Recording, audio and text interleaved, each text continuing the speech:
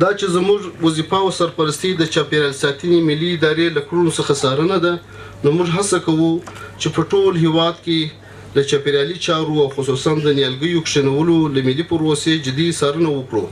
د خوشحالۍ ځای دی چې په هیواد کې د خپلواکۍ سره یو ځای د سمسورتیا لپاره هم هیوادوالو مټې رانغاړلي او نیالګي کښېنوي. ونې خورا ډېرې ګټې لري، که هر څومره یې په اړه وغږېږو دا به کمه وي. نو د ونو اسلامي او ساینسي ارزښت او ګټو ته په کتو موږ او تاسې باید په خپله ملي او اسلامي وجیبه ادا کړو. ګران هیواد افغانستان د چاپیریال ساتنې لپاره درې مهمې ځانګړتیاوې لري. اول دا چې افغانستان پراخه مځکه، دښتې، غرونه او په ټولو کې پاکه او سپېڅلې خاوره. دویمه پرېمانه سرشاره او خوږې اوبه لري. درېیم خپلواکي، ډاډمن امنیت او له آبادي او سمسورتیا سره د هیوادوالو لیوالتیا.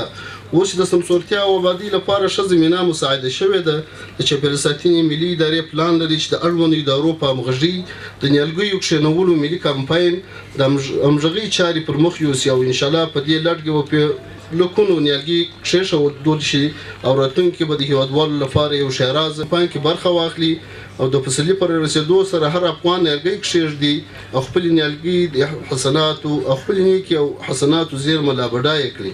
په پای کې له ټولو دولتي او نادولتي ادارو په ځانګړې توګه د آغا خان له موسسې څخه د زړه له کومې مننه کوم چې د نیالګیو کښېنولو ملي کمپاین کې له موږ سره برخه اخیستې ده، همکاري یې کړې ده. د زرغون او سوکاله افغانستان په هیله.